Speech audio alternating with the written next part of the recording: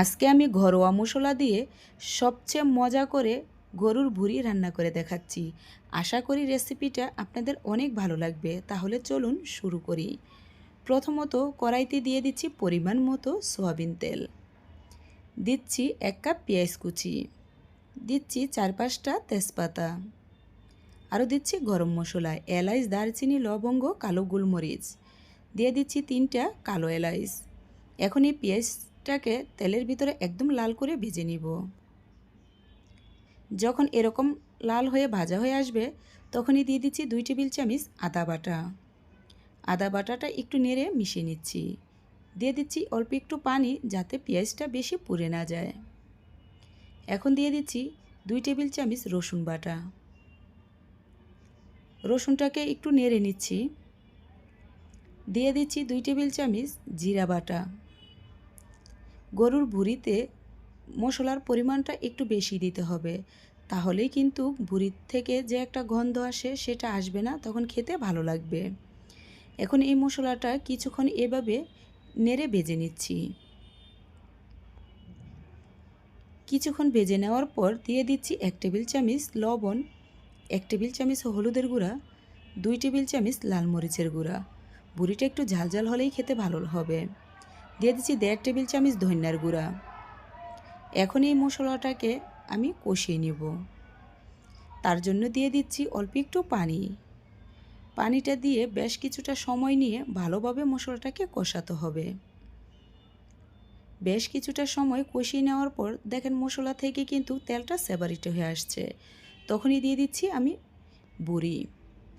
আমি এখানে চিকন, মোটা বা টুপি সব ধরনের বড়ি এখানে পরিষ্কার করে আমি গরম পানিতে একটা লেবু, 1 টেবিল চামচ হলুদ দিয়ে কিছুক্ষণ সিদ্ধ করে নিয়েছিলাম। তাতে করে ভুঁড়ির থেকে যে একটা গন্ধ আসে সেটা কিন্তু দূর হয়ে যায়। আপনারা চেষ্টা করবেন বড়িটাকে সুন্দরভাবে পরিষ্কার করে নেওয়ার পর গরম পানিতে একটা লেবু আর একটু হলুদের গুঁড়া দিয়ে বেশ কিছুটা সময় সিদ্ধ করে নেওয়ার জন্য, তাহলে কিন্তু ভুঁড়ির গন্ধটা আর আসবে না। তো এখন ভালোভাবে নেড়ে মশলার সাথে মিশিয়ে ঢাকনা দিয়ে ঢেকে কিছুক্ষণ কষিয়ে নিচ্ছি। বেশ কিছুটা সময়ই কষিয়ে নিয়েছি, আমি কিন্তু মিডিয়াম আঁচে কষিয়ে নিচ্ছি। এখন নিচ থেকে ভালোভাবে নেড়ে দিচ্ছি। আর এই কাজটা কিন্তু কিছুক্ষণ পরপরই করতে হবে ঢাকনা উঠিয়ে, তা না হয় কিন্তু নিচে লেগে যাবে, আর নিচে লেগে গেলে খেতে ভালো লাগবে না। আমি আরও কিছুক্ষণ কষিয়ে নিব, তাই আরও অল্প একটু পানি দিয়ে দিচ্ছি। তো পানিটা দিয়ে ভালোভাবে নেড়ে মিশিয়ে নিচ্ছি। এই বড়িটা যতটা ভালোভাবে কষাবেন বড়িটা কিন্তু খেতে ততটাই মজার হবে। তাই আমি ঢাকনা দিয়ে ঢেকে আরও বেশ কিছুটা সময় নিয়ে ভালোভাবেই বড়িটাকে কষিয়ে নিয়েছি। দেখেন বড়ি থেকে কিন্তু তেলটা অনেকটা সেপারেট হয়ে আসছে। অনেক বড়িতে কিন্তু অনেক তেল থাকে, আমার এই বড়ির ভিতরে তেলের পরিমাণটা খুবই কম ছিল। তাই ভালোভাবে কষিয়ে আমি এখন পানি দিয়ে দিচ্ছি পরিমাণ মতো, যাতে এই পানিটা দিয়েই বড়িটাকে সুন্দরভাবে সিদ্ধ করে নেওয়া যায়। এখন ঢাকনা দিয়ে ঢেকে পানিটা শুকিয়ে আসা পর্যন্ত রান্না করব। প্রায় 40 মিনিটের মতো আমি রান্না করে নিয়েছি। দেখেন পানিটা কিন্তু অনেকটাই কমে গেছে। এখন নিচ থেকে ভালোভাবে নেড়ে দিচ্ছি। এখন কিন্তু অনবরত নাড়তে থাকতে হবে, তা না হয় নিচে লেগে যাবে, কারণ পানিটা কিন্তু অনেকটা শুকিয়ে আসছে। এ পর্যায়ে এসে দিয়ে দিচ্ছি 1 টেবিল চামচ ভর্তি করে গরম মশলা।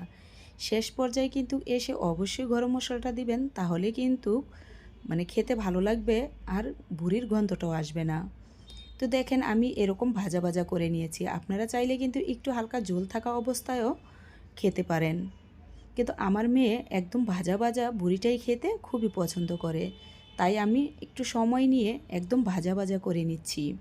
তো দেখেন ভাজা ভাজা হয়ে গেছে আমার গরুর ভুঁড়িটা, কিন্তু রান্না একদম কমপ্লিট, খাওয়ার জন্য প্রস্তুত হয়ে গেছে। আশা করি রেসিপিটা আপনাদের অনেক ভালো লাগবে। একটি সহজ রেসিপি, বাসায় অবশ্যই রান্না করে খাবেন, আর কীরকম হয়েছে কমেন্টে জানাবেন। যদি ভালো লেগে থাকে তাহলে প্লিজ লাইক, কমেন্ট আর একটা সাবস্ক্রাইব করে পাশে থাকবেন। আর যারা ফেসবুক থেকে দেখছেন তারও লাইক, কমেন্ট আর একটা ফলো দিয়ে রাখবেন, তাহলেই কিন্তু এরকম মজার রেসিপি দেখতে পাবেন। আজ বিদায় নিচ্ছি, খুদা হাফেজ।